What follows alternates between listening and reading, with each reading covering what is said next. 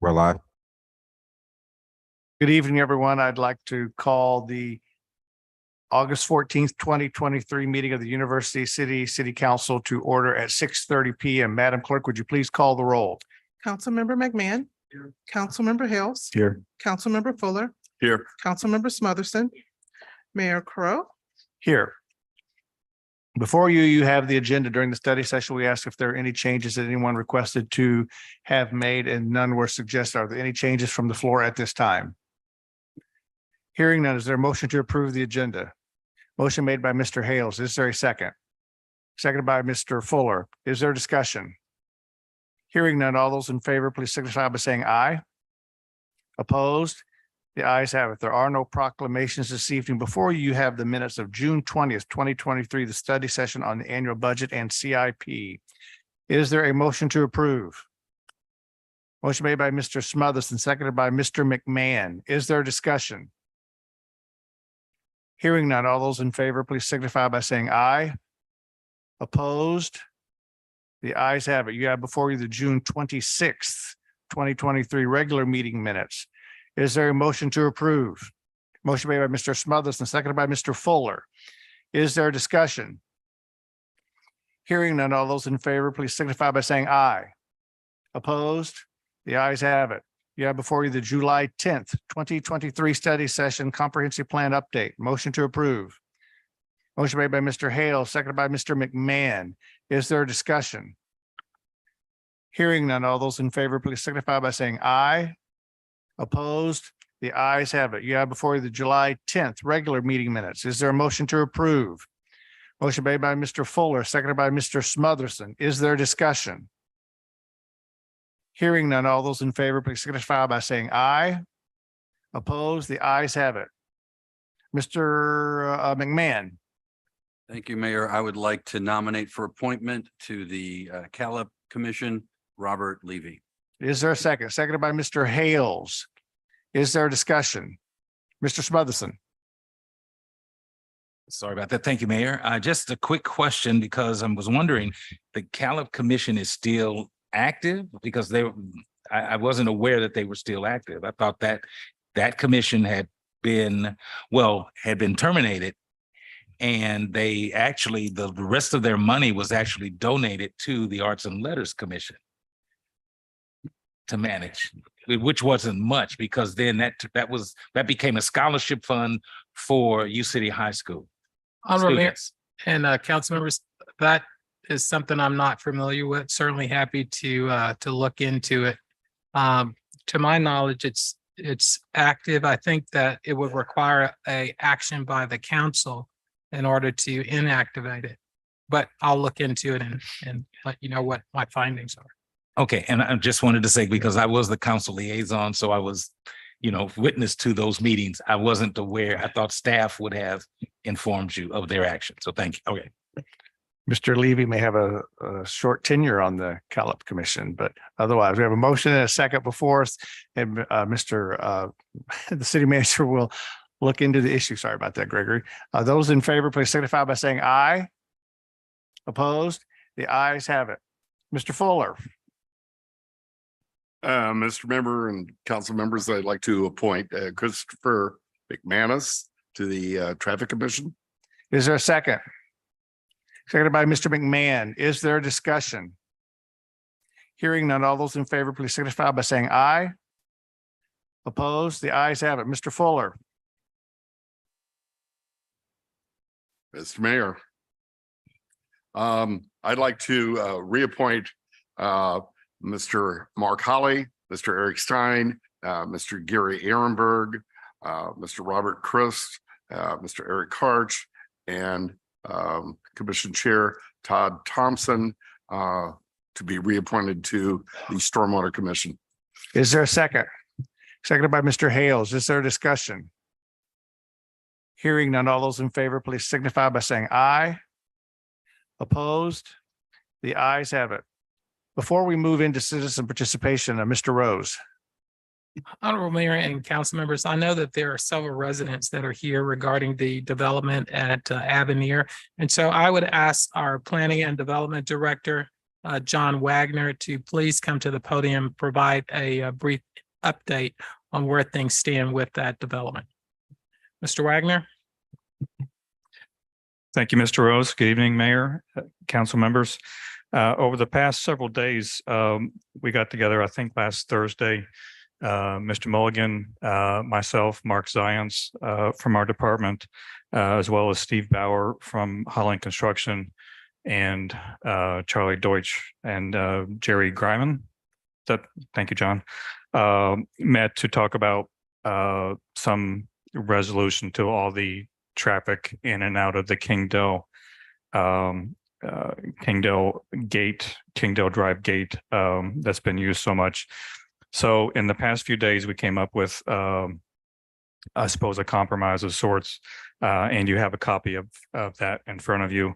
A new gate, they proposed to build a new gate off Delmar up close to the Kingdale Avenue, Kingdale Drive rather, and that's shown on the back of the pages that you have.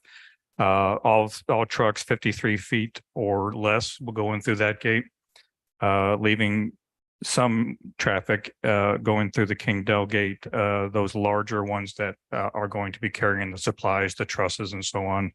And they'll be limited to 2 deliveries vehicles per day. Someone needs to be out flagging the trucks to make sure everybody stays safe. And there's some other conditions as there. And they said they would be done with that by no later than the end of November. So after November, the gate gets shut and that's that. And if they want to bring anything else into that gate, it has to be approved by myself. They need to apply for a right-of-way permit from Public Works. Penalties for not adhering to this amendment, and this is an amendment to the building permit, by the way, shall be not limited to a stop work order. So they really don't have a whole lot more room to err. And also the developer shall be required to repair Kingdale Drive when the construction traffic comes to a cease, as directed by the Public Works Department. So I just got this done. I ran it by the Steve Bauer with Holland Construction, and he gave it his okay. So I would be happy to answer any questions. I know this has been a big issue the past several days, and I've been worried about it myself. Is this going to be a direct communication from you also to the construction company? We seem to have relied on the developer at times to convey a message to the construction company that I'm not sure it always got Correct. there. Yes, So I've got Steve on speed dial on my cell phone. So, okay. And he's more than happy to talk to me. Any other questions of Dr. Wagner? If not, we appreciate the update. We will move on to citizen Thank you. participation. We have a number of folks who would like to speak this evening. Just so you know, there are 2 different sections of citizen participation. There's 15 minutes here in the beginning, and then there's another section at the end of the evening that is longer. For those of you who would like to speak, if you haven't already done so, there are sign-in sheets over by the door. We take everybody simply in the order they are in, particularly if they're on non-agenda items. Everybody gets 5 minutes to speak. When you come to the microphone, if you'll hit the button at the bottom, it'll turn on, and please give your name and address. So for the first 15 minutes, I'm not sure how many of these we will get through. So to those of you who are later at the sign in, we'll have the pleasure of your company for longer this evening, and I apologize for that, but that's kind of the way it goes. First request to speak is Mr. William Ash.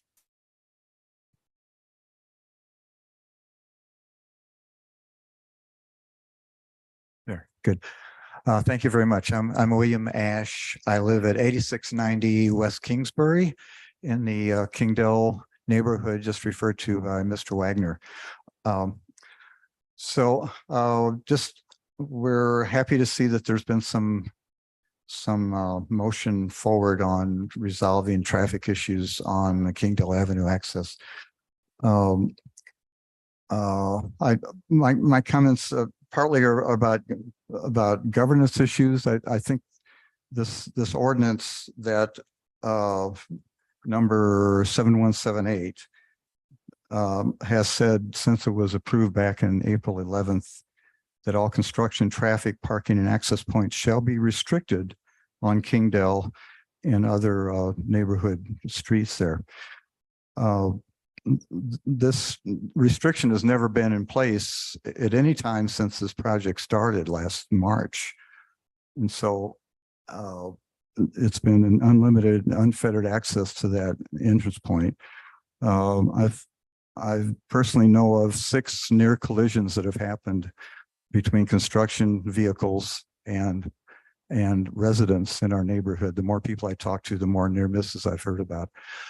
And as you know, there was a serious accident back on last Friday where there was a resident who actually was hit by one of the vehicles, and it basically totaled his vehicle and sent him to the ER.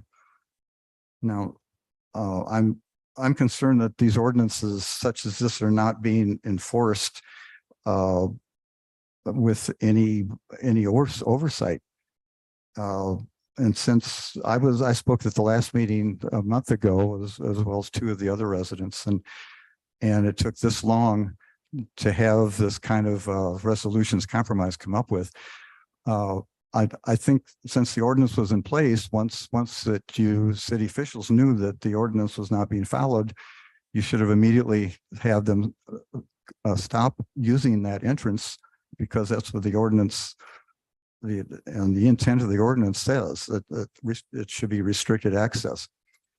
The access has not been restricted whatsoever. So I think U City is in danger of having a lawsuit for negligence and not following its own ordinances, which reflects on how seriously we take our ordinances and how governance is looked at here in University City. So having just looked at the new prospective agreement, which has been verbally agreed to by the parties, I guess the developer and the construction company. No one in our neighborhood was at that meeting, so I don't know that we really counted when this was put together.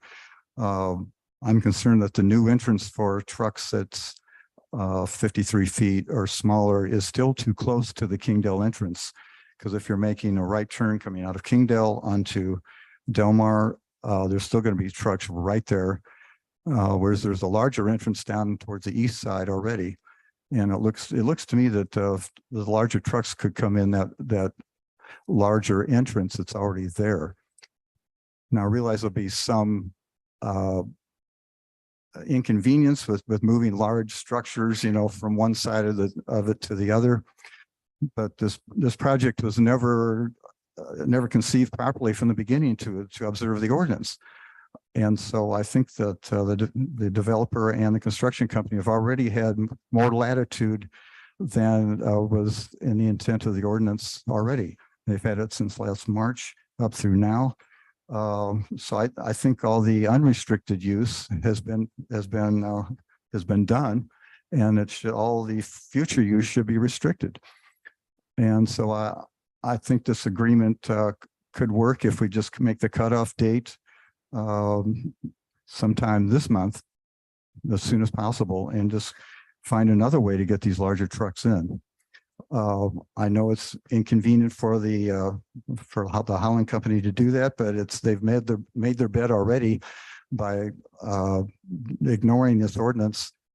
And well, actually, Holland company wasn't even informed that there was an ordinance, apparently. So there's just such a lack of communication that from top to bottom, and a lack of regard for the residents, not only in our neighborhood, but all U City residents, because if there is a lawsuit and damages have to be paid, the taxpayers are all on the hook for it. So Mr. thank Asher, you. 5 minutes. And so I'll yield the floor to other people who have their own concerns. Thank you very much. Our next request to speak is Ms. Grace Collins.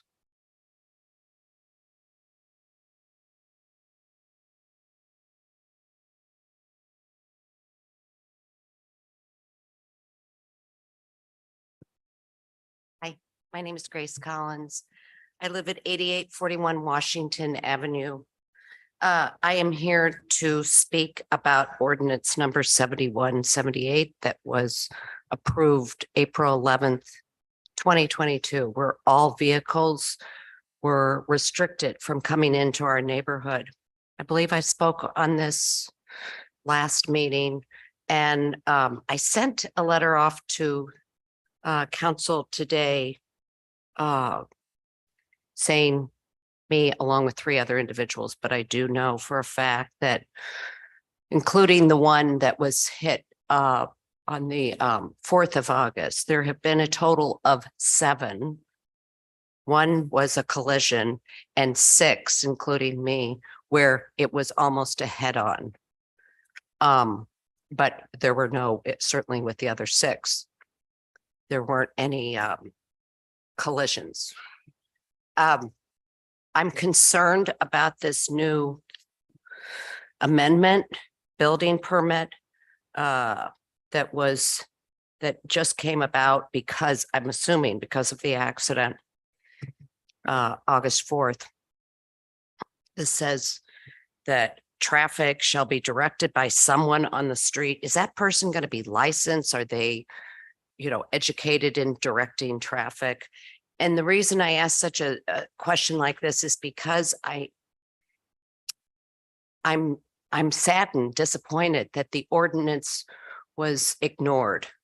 Ordinance number 71, 78, or, well, it was ignored. And I still remain surprised that the project manager with Holland Construction, Steve Bauer, knew nothing about that ordinance. So if, that's how can I buy this? How can I really see that this is all going to go into place? Another thing I have of concern is when you exit Kingdale, going north towards Delmar, taking a right, that is very concerning. It's dangerous. And if they're going to move the entrance more, once again, I see I have concerns. My address is 8841 Washington Avenue. My name is Grace Collins, and thank you so much for listening to me tonight. That's all I have.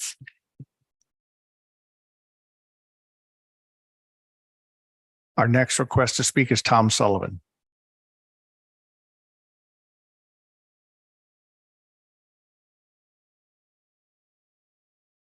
Tom Sullivan, 751 Syracuse. My street and the streets in the North Loop have not been swept for a couple of months now. Not sweeping them in July was understandable, but not this month. The sweeper was operating, just not doing the usual routes. This will mean that the streets will go unswept for 3 months. Also, there are still various streetlights out around the city. There are 3 overhead streetlights out in the number 4 parking lot behind where Cicero's used to be. One is by Kingsland and the other 2 are on the south end of the lot. There are 2 walkways through the number 4 lot. Each has low-level lights to light the walk. 1 light is out on each walkway. One is now damaged as it seems it was run into.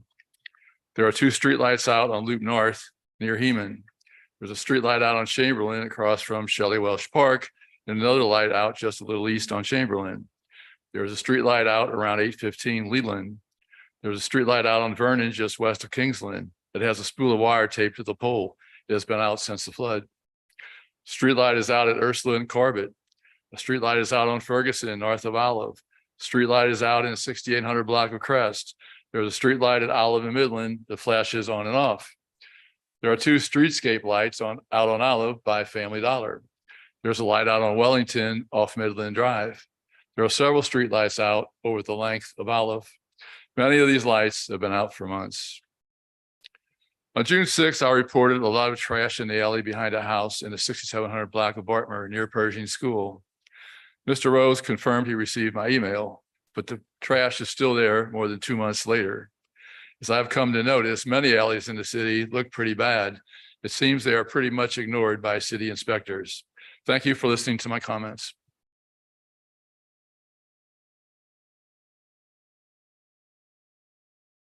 Our next request to speak is Ms. Sharon Wilson.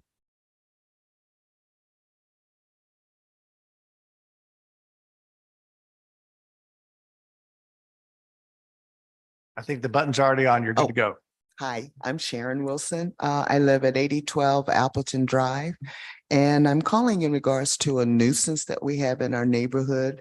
There is a flatbed commercial vehicle that has been parked in a driveway for the past 4 or 5, 6 months. We've reported it. It's a non-commercial vehicle. It's a tow truck, a flatbed, and it has been there and nothing has been done with it. They've delivered a car that's there that does not have plates on it. It's the plates that are on it are temporary, expired. It's been tagged, but they put it in the driveway. Nothing has been done. I've had a car that 2 of my cars got tagged and I was threatened that something was going to happen. They came over, gave me a license, and I had to get rid of my car. There's also trash stays out there when we have trash. I noticed last week, trash didn't get put out until after the first dumpster went through with the recycle. They brought it out. It stayed out on the porch for 3 days, on the front of the house for 3 days. Nothing was done. Trash flies over everything. They have a pit bull dog that has busted through their door without a leash, charged at neighbors, charged at kids, and nothing is being done. I'm being told that the dog is not going to bite. All dogs bite. And we have reported this to our councilman or our ward person. They told me that this would be addressed once all of the debris from the storms was taken out. Nothing has been done. The cars that was tagged has been tagged 2 or 3 times. They moved it into the driveway. Nothing has been done or addressed about that. The commercial vehicle, it's a flatbed truck, pickup truck with the tow truck with the name of the company that the person works for. They dropped it off there, park it there all night, all weekend, and then they take off. And then they come back in the morning, get in it, take off, go to work. This has been reported to both our wards person. It's been reported to whoever the other, I can't remember the gentleman's name now, but it's been reported to them and nothing has been done. It's tearing up our neighborhood. I have pictures of it. I have videos of it, that it sits there all day and nothing is being done and everything is getting torn up. And this just doesn't look good in our neighborhood. That's not the kind of neighborhood we want. Thank you, everyone, for listening to me. I just had that complete. Thank you. Thank you. I have time for one more speaker, Ms. Laverne Nelson.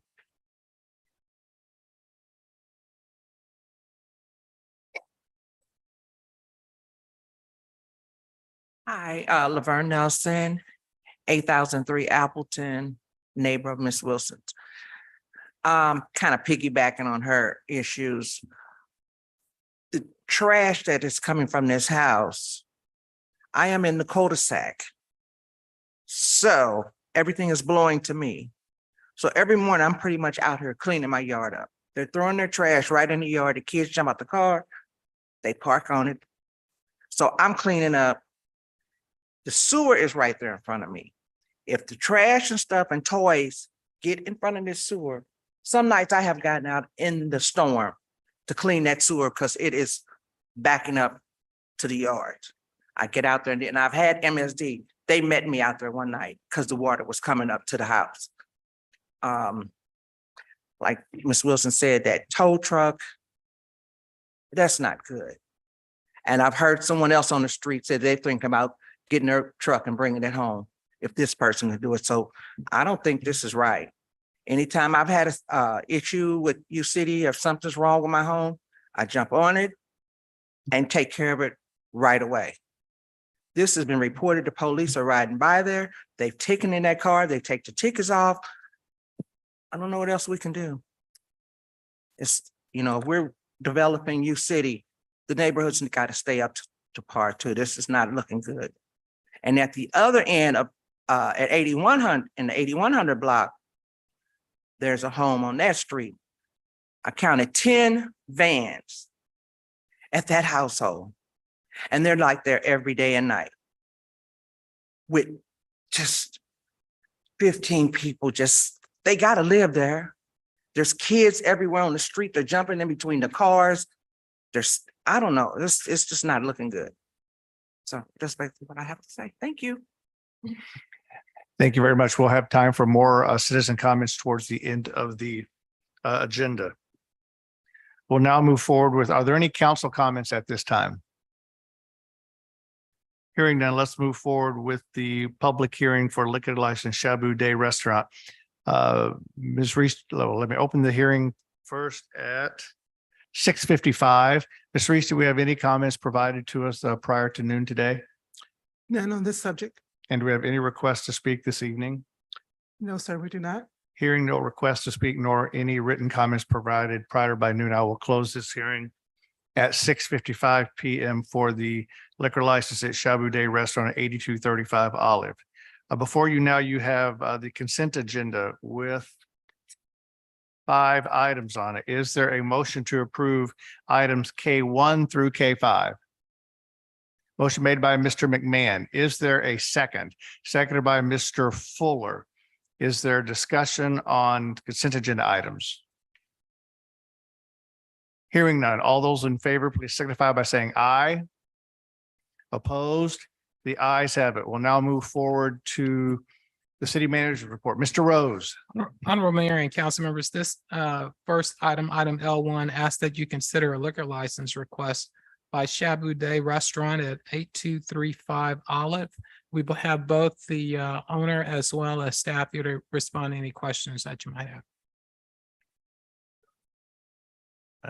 Is there a motion to approve liquor license for Shabu Day Restaurant? Motion made by Mr. Hales. Is there a second? Seconded by Mr. McMahon. Is there discussion or questions? Hearing none. All those in favor, please signify by saying aye. Opposed? The ayes have it. Mr. Rose.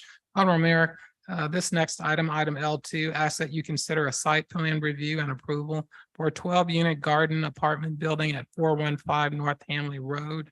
And I believe we have our planning director, Mr. Wagner, here, as well as the developer to respond to any questions that you might have. Mr. Wagner, do you have any presentation on this item?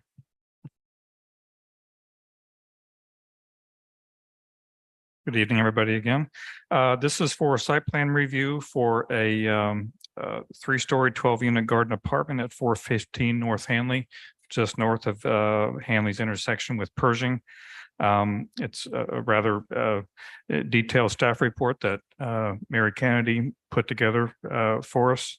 And the recommendations, the council has the discretion to approve 2 things: a 5.7% increase in the maximum building height from 35 to 37 feet, and a 12.5% decrease rather in the number of required off-street parking spaces from 24 to 21.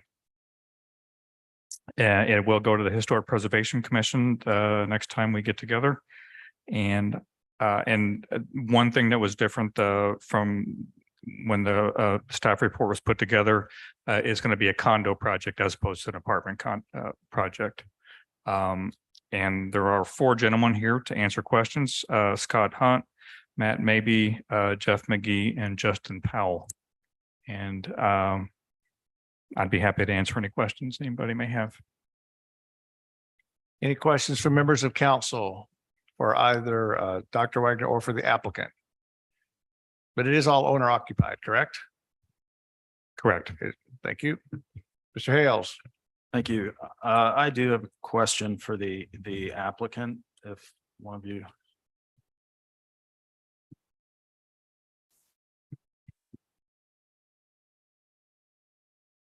Or all of you. Not sure who's going to be the right.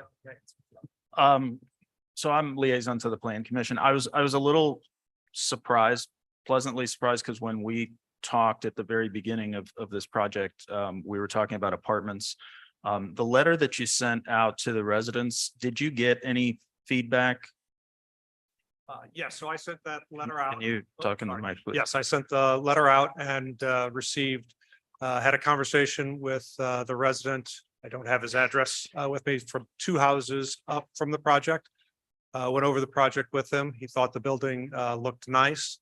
And just wanted to verify the height wasn't going to be 60 feet high above the height of all the surrounding homes in the area. And otherwise, he was complimentary of the building design and thought it would not be detrimental to the neighborhood.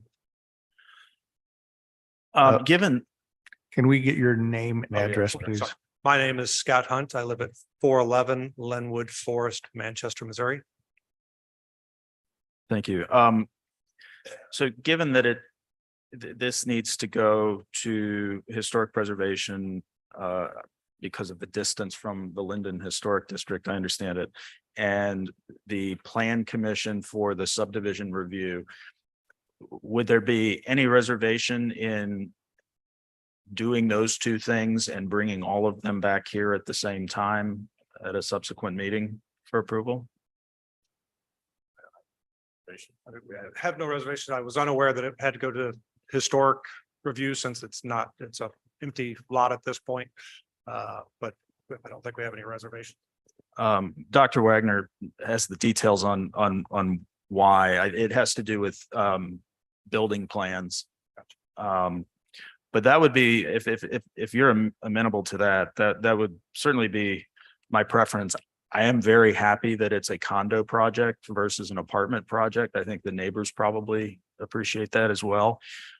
So that was a pleasant surprise.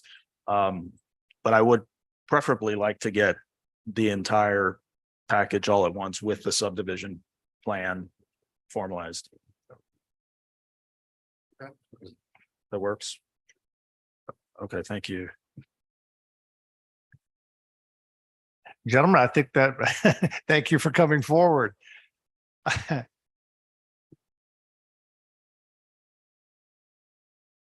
Mr. White, Dr. White, is there, does this still need to go to historic preservation? It does, yes. And we can do that at the next meeting. There's a couple other things I need to send, so it shouldn't be a big deal. So no action taken at this time is necessary? Is that what I'm I don't believe so. Do we need a motion? there doesn't need to be a motion if there's no action being taken. Am I correct? I mean, we just, I just want to make sure that if we've had the applicant here and we have this on the agenda, if we don't need to take action, we can just not take action, but it was placed on the agenda for a reason. So I'm trying to make sure that I'm Sure. being respectful. Sure. Well, I think that it was our intention to have it voted on this evening, but they need to go through the subdivision process anyway. So I don't think it's really going to slow the project down a whole lot. I Okay. believe the appropriate action would just be a vote to table the item. And then we'll place it back on a future agenda. It's not even on though. I don't think we have to table. I think we just keep moving. Okay. I think. Alright. Because there was no motion on the floor. Yeah, yeah. Oh, okay. Let's move on to thank you. item number 3, Mr. Rose. Honorable Mayor and council members, this next item asks that you receive a presentation on the storm recovery efforts. This presentation is being conducted by our current Parks, Recreation, Forestry, and Director Darren Dunkel. Mr. Dunkel. Thank you, Mr. Rose, Mayor Crowe, members of council. The storm that came through the city July 1st, our staff has been out cleaning since that time. That has included our forestry division, our street division, and our parks division. To this date, they have made a pass through the majority of Ward 3, pretty much from north of Olive all the way to the city limits. They are currently working in Ward 1 and Ward 2 between Olive and south of Delmar. We have a crew that started in the east and are working towards the west. And we have another crew in the west working towards the east. As of today, they're halfway through that route. I would expect at least the remainder of this week and maybe a little bit into next week on that. And then they'll be moving to Ward 1, everything south of Delmar. This has taken quite a bit of time and effort from our staff. This storm, we had 70, 80 mile an hour straight line winds, did a lot of damage, not only to our street trees, but to residential properties. We get a lot of calls, people asking, why is it taking so long to clean up? There is a huge amount of debris. Like I said, mainly to personal property, and those individuals are bringing their debris out to the street, which is compiling in addition to what our street trees, the damages that were done. It is taking all of our crews pretty much to do this. Our parks crew has, some of them had to break off day to day to do their daily duties in the parks, but we have been out there pretty much fully staffed every single day that we can be out there to pick this up. It was commented before about street sweeping. The same crews that do the street sweeping are the same crews that are doing the storm debris pickup. So we have had to lay off a lot of the street sweeping, and some of that we can't get to because of the storm debris. But once the storm debris has been cleaned up, we will get back on our regular schedule of the street sweeping. If anybody has any questions. Mr. Dunkel, could you Yes. share, I believe that prior to 2019, that the city only picked up city trees, and then the mayor and council decided to provide that service where, in addition to city trees, we're also collecting trees, debris from private property, so long as it is placed at the curb, as I understand it. That is correct, Mr. Rose. Also, in addition to that, it has been up to after 2019, I believe it's in 2021, when we created the policies on storm debris removal. Also with severe storms, we have also picked up from private subdivisions and in addition to the public streets. So that has taken on a little more effort as well. Mr. Hales. Thank you. Has there been any calculation on the volume? I went over I drove by Heman Park and saw the massive, I mean, it looks like it's 3 stories tall, but is there any numbers on the number of truckloads or the volume of material that's been? Not at this time, because some of the mound that you're seeing over Heman Park, most of that is from our crews, but we've had some individuals that have gone over there and dump as well. In the next coming weeks, we will be going out to bid for the tub grinding for that. And they will be able to tell us once they're done what the exact cubic yardage is of that debris. All right, thank you. Anything else? Mr. Rose. Honorable Mayor and council members, this next item asks that you receive a presentation from a representative of the Green Center. Mr. Dunkel, would you like to introduce the presenter? Yes, tonight we have Jan Overkramer here, I'm sorry, from the Green Center. As outlined in your packet, the Green Center had a contract with the city for a 25-year lease, the building on the property in Kaufman Park. They are here tonight for a 5-year extension of that lease agreement. And if Jan, if you can come up and just give a few brief comments on what you do. Excuse me. Thank you, Mr. Dunkel. Good evening, council. Mr. Rose has asked that I do a brief presentation, so it's hard for me to do brief because I like to talk about the Green Center. We have had a long-term lease of 25 years. It's been a successful partnership between the Green Center and University City. We are asking for an extension on that and a 5-year extension on the current lease. To give you a little bit of information about the Green Center, if you're not familiar with it, it started in 1998. We are in our 25th year. We serve over 3,000 students a year. A lot of our local students here, but also in surrounding communities, and also have probably about 1,000 adults that participate in our events and programs. So we're a 501(c)(3) nonprofit. We reach out, our mission is to connect people to nature. So we do that through several ways. We do a lot of habitat restoration in Ruth Park Woods, in the corridor between the golf course and the school district, in Kaufman Woods, and of course on our center grounds where we promote native plants. We also use a lot of arts integrated into our science programming. So we feel like this has been a really success story for University City and for the surrounding communities. Not only are there a lot of participants that take our programs, but the community in general comes daily, weekly to visit the Green Center, walk through the gardens, learn about growing plants. We host 7 summer camps, 7 weeks of summer camps that include things like Green Chef camps, teaching kids about healthy food choices. So in that note, I always tell people that I feel like the Green Center is a perfect model for what every community should have, because we sit in a public space where anyone can come in and access the gardens, visit our chickens, which I have to say are a highlight. Just learn about being out in nature and feel comfortable being in nature. And I wish every community had a Green Center. So, any questions? Thank you very much. Thank We you. appreciate the partnership as well. Thank you.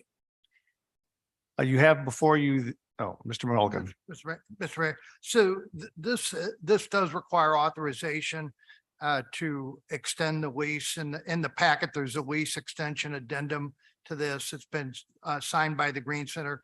And if council is so inclined, a motion to authorize the city manager to execute this extension would extend the lease for 5 years ending August 31st, 2028, under the same terms and conditions as the existing lease. Thank you. Is there such a motion? Motion made by Mr. Fuller. Is there a second? Seconded by Mr. Hales. Is there a discussion? Hearing none. All those in favor, please signify by saying aye. Opposed? The ayes have it. Mr. Rose. Honorable Mayor and council members, this next item, item L5, asks that you receive a presentation from Deputy City Manager Brooke Smith regarding the branding concept for the Third Ward and Housing and Third Ward Revitalization Project. Ms. Smith. Good evening. So my presentation is very brief. This is the brand / logo that Yard & Co. designed that was approved by the task force to represent the reinvestment initiative in the Third Ward. This would be placed on any mailings that go out, surveys, etc., as well as on T-shirts. The task force thought it would be a good idea to have it available in a variety of colors as opposed to any one specific color. Additionally, the Third Ward ambassadors that will eventually be hired will also, when they're out doing their work, doing public outreach, they will have on the T-shirts with the logo on it. So that's some of the colors that will be available. That is what the proposed T-shirts will look like. The ambassadors will wear them, and they will also be available for purchase by residents of the Third Ward. And that is the color palette that has been proposed. So at this time, I can take any questions that you may have. I do have a representative from Yard & Co. It should be on there in case there are questions that I cannot answer, but it is pretty straightforward. Mr. Smotherson. Thank you, Mayor Crowe. Do you take orders for sizes and all of that right now? No, not right now. Once we get this approved, I think most of the sales will take place at some of the public outreach events. So our consultants are working with members in our community so that they can be present at some of the events. Like they were actually in town for the National Night Out, and they had a presence there. They are working with Judy Prangy at U City in Bloom to be present at one of their events where they'll have a table. So once this gets approved, they will start printing up those T-shirts and whatnot and making them available as they are getting feedback from the community. And I do approve it. I think it's a great idea, and also 4X and 5X. And that's, I just wanted to make sure. Thank you. Thank you. Yes, sir. I will make sure that they know to have a nice range of sizes. Thank you. Thanks, Brooke. Mr. Rose. Honorable Mayor, if there's no changes being proposed, we will advise the task force to proceed with their proposed branding. This next item, item L6, asks that you receive a presentation on the improvements that we're proposing for our website. Our communications manager, Mary Goodman, has been working very hard to make several improvements that we believe will make navigating our website easier and provide information in a format that is simply hopefully more pleasing to the eye for one, and easier just to get through. Ms. Goodman. Yes, that's the plan at least. We have been working for several months on redesigning the website, cleaning up the website, making it more mobile friendly, user friendly, all the things that needs to be done. There's a lot of information on this. So tonight I'm presenting to you a draft design of what our new website could look like. The new features can be mobile friendly. Right now, our website doesn't look very good if you look on your iPhone. It'll have a better user interface, improved navigation. We're also working to improve our digital processes. Right now, we have a lot of forms that you have to download, print, fill out. We're trying to make this a fillable process. You can just go in, fill out your information, hit submit. So we've already done that with several of the applications on there. The board and commission application is one. And then the police department, we've done several with them too. So you'll start seeing those kind of pop up. But to give you a little overview of the homepage, we have a new navigation. It's just cleaner, it's white. Ours right now is like a dark blue. This header at the top here is actually going to be a banner video. So these images here you're seeing are stock images, but we have all new images coming. And we have this spotlight box that we can put if there's some kind of big event we want to host and highlight or some important information, we can change that information out. We also have these buttons here that are called sticky buttons. And as you can tell, they move, but these are based off of our analytics on what people visit the most when they come to our website. So these we can adjust as needed, but this is the top few pages that everybody likes to come to our website for. And these buttons also will be on every single web page. So it will be very hard for you not to find the information that you need. Then we'll scroll down and we'll have an updated news flash here that will update as things are needed. A new calendar design, which separates our events out from meetings such as tonight versus community events like Youth City and Bloom type things or summer concert series. And then at the bottom are all of our social media feeds, our video spotlights, just to make it easier for people to stay connected so they can know what's going on.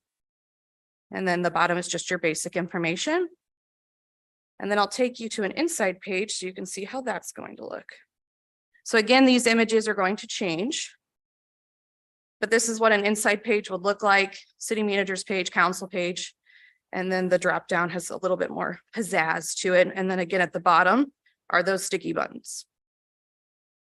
So this is a draft design. We would like to hear your feedback on it, but it's definitely a much more modern look. It's cleaned up, it's easier on the eye, and we're really excited about it. So that's all I have. I'm happy to answer any questions. Any questions of Ms. Goodman?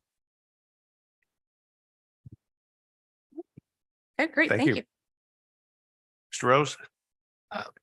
Outstanding. Thank you. Mayor, that concludes the city manager's report. You say preview and approval. Are you wanting action? No. Okay. Let's, we have no unfinished business. Now we'll move into new business. New business resolution 2023-13 municipal park grant Miller Park baseball field. Is there a motion to approve? Is there a motion to approve? Motion, I'm sorry, but I couldn't, Wayne, I cannot see you at times over there with the way our sight lines are. I know. Motion made by He's Mr. doing that on McMahon. purpose, Are you my second? Yes. Seconded by Mr. Smotherson. Is there a discussion? Mr. Smotherson. Thank you, Mayor Crowe. The question that I have is just simply for Mr. Rose, and that is with this grant, is this field going to be ready for baseball season next year? Or is there going to be a field ready for baseball season next year? Honorable Mayor, Mayor Pro Tem Smotherson, Mr. Dunkel, if you could come to the podium, thank you. Has been working with the school district to try and ensure that we have a facility, as I understand it, that they will be able to play ball in. But I'll defer to Mr. Dunkel to respond. Thank you, Mr. Rose. Yes, Councilmember Smotherson, we have been in discussions with the school district. This grant, if it were approved, we would not know until November. Council approval until December. So the construction would not be able to go on there in the winter. That'd be the planning and design. However, there's things that we can do to that field internally, and the school has agreed to play there on a temporary basis, and we feel that we can get their spring season in, and right after the spring season is concluded, we can start the construction process. Mr. Hales. Thank you. Are there any further details on the field? Is it going to be a grass field? Dirt infield? Yes, we base sliding pits or? Councilmember Hales, yes, we are looking at that right now. We're still working through some of that process. The grant application is due on the 28th of this month, but it is our outlook on that it would have a full grass infield, just like Jack Buck did. It would have fencing, dugouts, everything else that you would see at a typical high school sized baseball field. Okay, thank you. Mr. Smotherson. And I do apologize. Again, thank you, sir. What is the current status of Jack Buck's fields and what's the future of that field?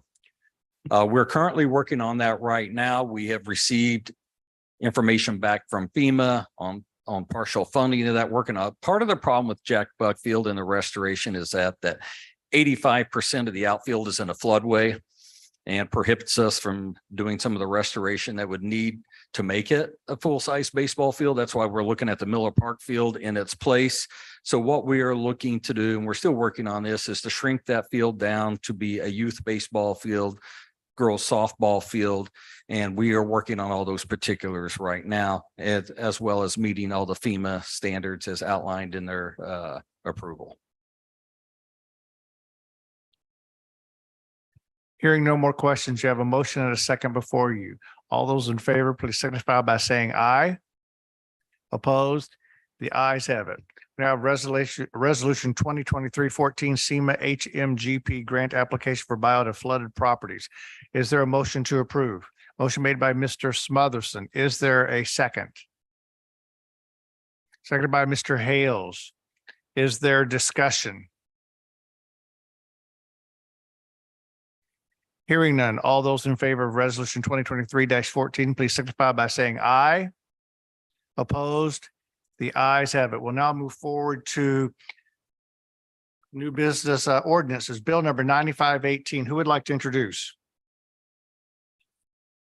Mr. McMahon. Madam Clerk, may we have the first reading?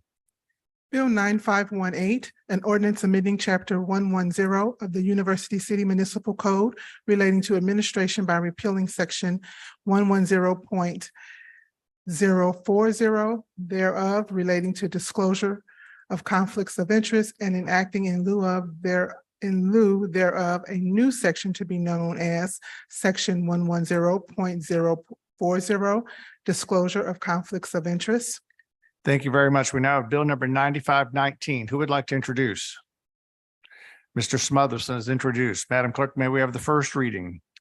Bill 9519, an ordinance repealing section 125.080 of the University City Municipal Code of the City of University City, Missouri, relating to the municipal court report to the City Council and enacting in lieu thereof a new section to be known as section 125.080 fines and costs where paid, deposited, case reporting. Thank you very much. We now have before us bill number 9520. Who would like to introduce? Mr. McMahon. Madam Clerk, may we have the first reading? Bill 9520, an ordinance amending section 500.260 of the University City Municipal Code of the City of University City, Missouri, relating to energy efficiency, renewable energy, and greenhouse gas reduction policy by removing major remodels of municipal buildings from the scope of the policy. We now have before us bill number 9521. Who would like to introduce? Mr. Hales. Madam Clerk, may I have the first reading?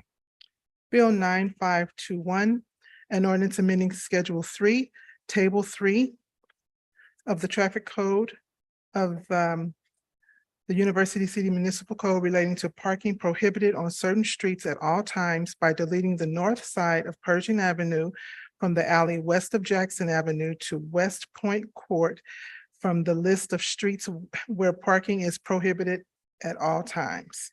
Now before us, bill number 9522. Who would like to introduce? Mr. Fuller. Madam Clerk, may we have the first reading?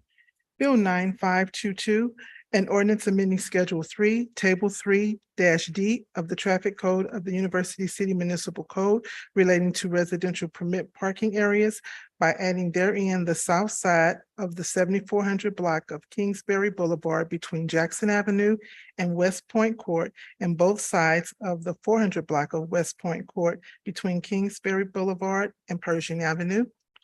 Now, bill number 9523. Who would like to introduce? Mr. McMahon, may we have the first reading, Madam Clerk? Bill 9523, an ordinance approving and authorizing the city manager to execute an agreement between the city of University City, Missouri and the Missouri Highway and Transportation Commission for sidewalk construction on Ferguson Avenue. Bill number 9524. Who would like to introduce? Mr. Hales. Madam Clerk, may we have the first reading? Bill 9524, an ordinance fixing the compensation to be paid to city officials and employees as enumerated herein from and after September 11th, 2023, and repealing ordinance number 7331. Thank you very much. We'll now move forward to council reports and business. Any members of council with a report they would like to make at this time? Mr. Hales. Mine is more of an other discussion, kind of a follow-up. To the city manager, it was mentioned lights out on parking lot number 4. Do those belong to the city or are those Amron's lights? And do we? know? And Councilmember Hales, we'll confirm. I believe the majority of the parking of the streetlights that were identified are owned by Amron, but we'll confirm ownership. And I would suspect many of them have been reported to Amron, but we will confirm that as well and respond back to you. Thank you. And then I would also just like to say, I call Amron probably once a month when I see a light out in my neighborhood or one of the neighboring neighborhoods. And if it's dark, I kind of make a note of it, come back when it's daylight, write down the streetlight number, call Amron, give it to them, and they come out within a day or two typically and replace the bulb.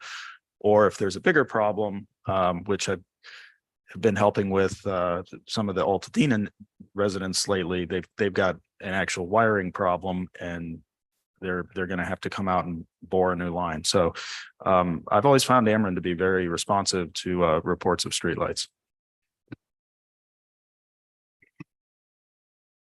Hearing nothing from anyone else, we will move forward to the next section of citizen participation. I believe at this time, unless there are more sheets, Madam Clerk, we have 3 requests to speak. Again, there's a 5-minute limit. Please give your name and address as you move to the microphone and hit the button at the bottom in order to be amplified. Our next request to speak is from Diana Maston.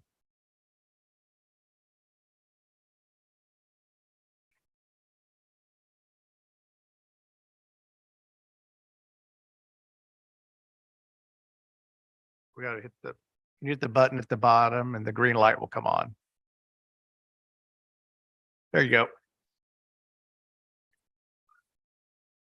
I have had to call Ma'am, could you give us your name and address, please? Diana Maston, 1318 Mount Olive. Thank you. I live at, like I said, 1318 Mount Olive, and on Carlton, it's a house, 1319.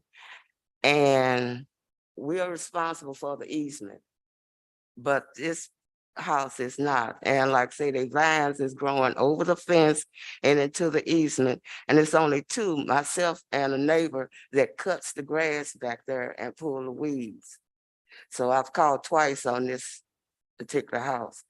And 1315 Carlton, that house been empty for over 25 years. The squirrels, it's their home that they go through the roof.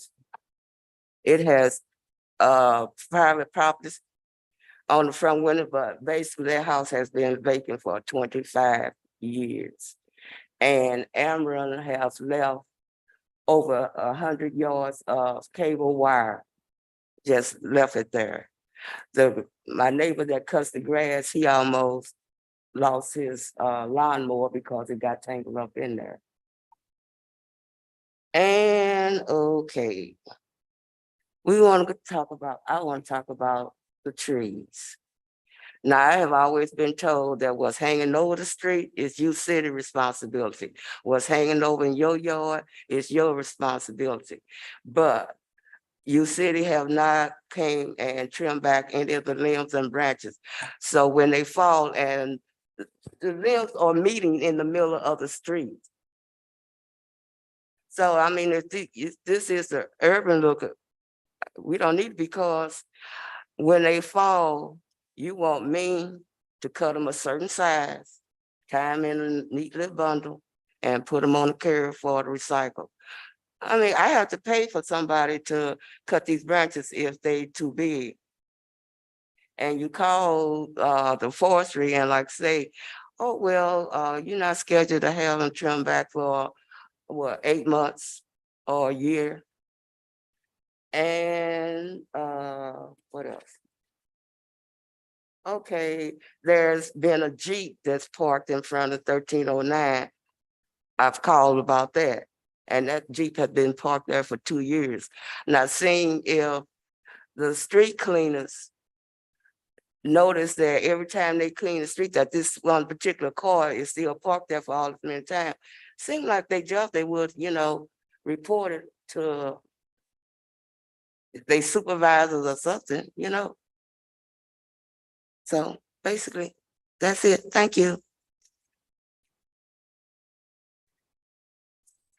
Thank you. Our next request to speak is, I believe it says Lori Shifter.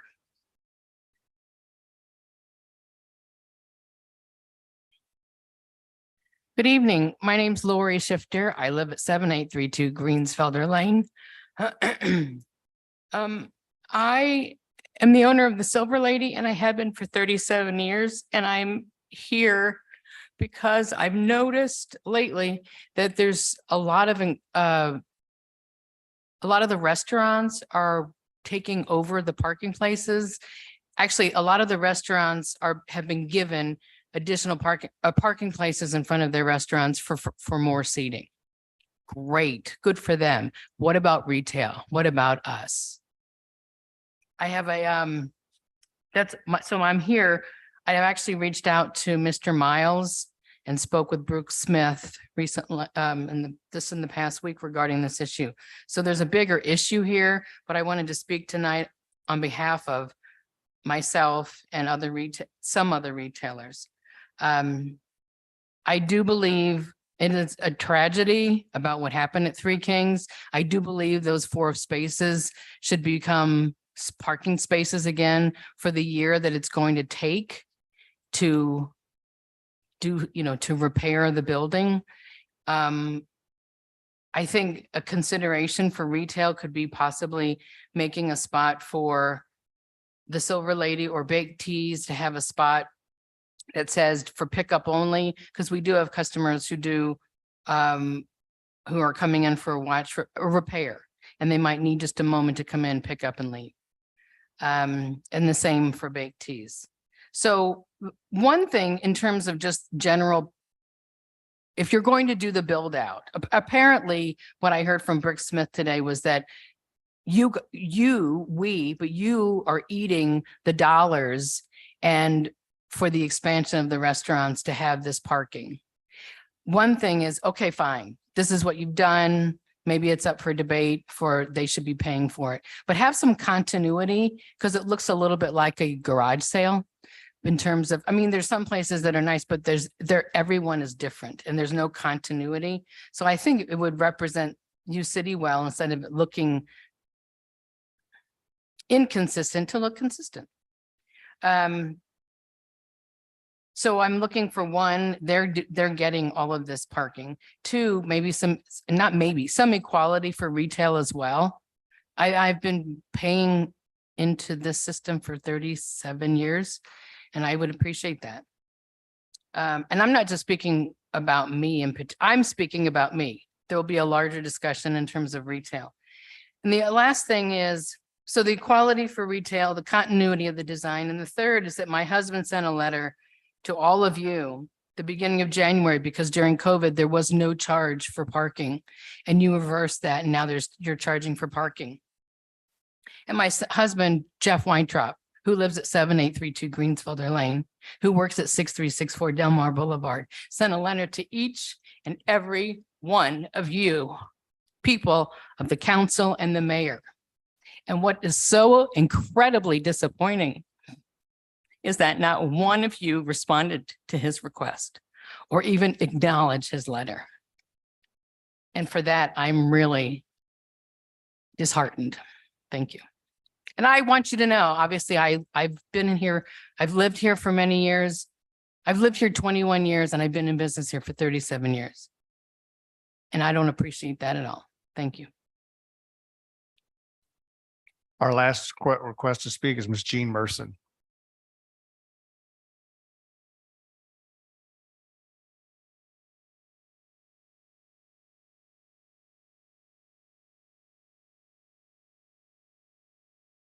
My name is Jean Merson, 7542 Teasdale, St. Louis, Missouri. And I'm glad the man who's here from Parks, because I have questions. My question one is, why did they not start after the July 1st storm? Why did they wait till July 10th to start? We had Thursday and Friday of that same week. I know it was the 4th of July. How many crews started? Now I know we've got full teams now, but when they started, was it full teams? Did they realize how big the problem was and just had one or two, and now everybody's coming out? Oh, I don't have my glasses. There they are. I understand that there are two teams now. There may be more. I got a really wonderful emails back from Jeff. And he told me a great deal more than I had learned before, all the times that I had called. I was understood that it would take 3 weeks. Jeff told me that we were told that it would be 3 weeks for Ward 3. I never heard the Ward 3 part. So I was thinking that the end of July would be over this. The updates that you all give are vague. They did not have the meat that I'm looking for, like the teams, how much they work.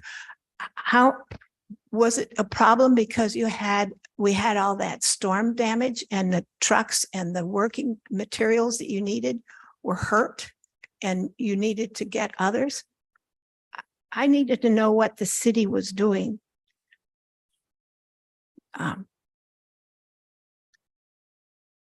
I've called 3 times. I start at the communications lady, and then because I'm a businesswoman, I move up the ladder, and Laurite was the only one who called me back until I started calling and sending emails to the 3 of you in the council.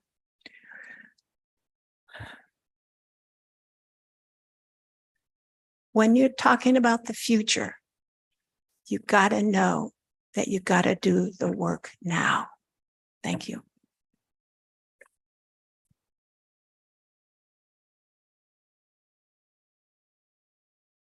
And I have pictures of my street where I moved a 14-foot, 5-inch diameter, 2 of them that the trucks pushed into the street, blocking the neighbors with a 14-month-old baby and a man who broke a hip. And I have pictures of the 30-foot tree stump with the 30-foot stuff that went on their lawn. And my neighbors and their friends cut that, and it's now blocking the sidewalk. So it's community working together, and I really appreciated that. But I have pictures to show. Bye. That concludes our citizen participation. Are there any council comments this evening? Mr. Smotherson? Thank you, Mayor Crowe. I just needed to get clarity on certain things, and I just wanted to find out from the people that were here tonight. Miss Matson, I believe it is, and I just wanted to make sure of the addresses. And that is that you stated 1319 Carlton, and that's the one that has the weed problem, but also wanted to verify 1315 Carlton. That's a vacant house. Was that Carlton or is that Mount Olive? Okay, thank you. And then the last is, okay, and the trees that you're stating that there's a problem with, that's on Mount Olive, is that correct? All right, thank you, ma'am. Any other comments? Mr. Hales? Two quick ones. To Ms. Shifter regarding the temporary spots. There you are. There are several places in the city in various commercial districts where there are businesses have applied for, 15-minute limited parking for pickup. And so that is something. Dennis is liaison to the Traffic Commission. They just heard one at the last meeting. So that is something, if you hook up with Dennis, you can get a traffic request form, and it would be great if you had more than one business, if there's a need for more than one business, but that is something that definitely can go to the Traffic Commission. Okay, thank you. And then I did just want to respond to Ms. Merson. And the deputy city manager in the back remembers probably quite well me calling her immediately after that storm because she was acting city manager at the time. And after that storm, I went out, as I think a number of my colleagues did, to survey the damage. And Brooke just jumped right into action. I know she called Mr. Dunkel, Mr. Girdler, and city crews were out. Their first priority was clearing the streets. I think even the fire department stepped in on that as well, just to get them open. I had probably 5 different calls from people about giant limbs that were hanging over the road or hanging over the sidewalk. Those got reported. I think there were in excess of 40 that they had to go around with the boom truck, cut them down, grind them up. So that in itself took some time, but I know from previous meetings and emails from Mr. Dunkel that this was the first time I think that they've ever done a citywide sweep of this type. So there's a lot of planning and coordinating and which crews and so that was kind of going on behind the scenes as they were trying to get stuff out of the road and open up the road. But it was, I think it took at least 2 weeks just to get all of the hanging branches, some of which were very large and very high up in trees that were just literally all over the city. So, but I can't thank Brooke enough for how much she jumped into action, and she was at a family party at the time and was completely unaware of what had just transpired. But she did a great job, and I think the city staff did a great job jumping into action and getting things going immediately on that. So thank you. Any other comments from any of my colleagues this evening? Hearing none, can we have a motion to go into a closed session according to Missouri Revised Statute 610.021, legal actions, causes of action, or litigation involving a public governmental body and any confidential or privileged communications between a public governmental body or its representatives or attorneys and leasing, purchase, or sale of real estate by a public governmental body where public knowledge of the transaction might adversely affect the legal consideration. Is there such a motion? Motion made by Mr. Hale, seconded by Mr. Fuller. Is there a discussion? Hearing none, Madam Clerk, would you please call the roll? Councilmember Hales. Aye. Councilmember Fuller. Aye. Councilmember Smotherson. Councilmember McMahon. Aye. Mayor Crowe. Aye. Thank you, folks, for joining us this evening. Have a nice evening.